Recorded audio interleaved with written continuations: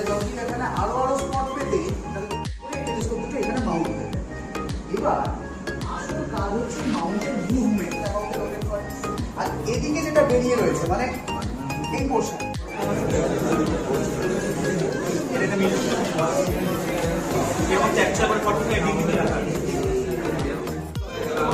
ছোট হয়ে গেল, যখন বড় হয়ে গেল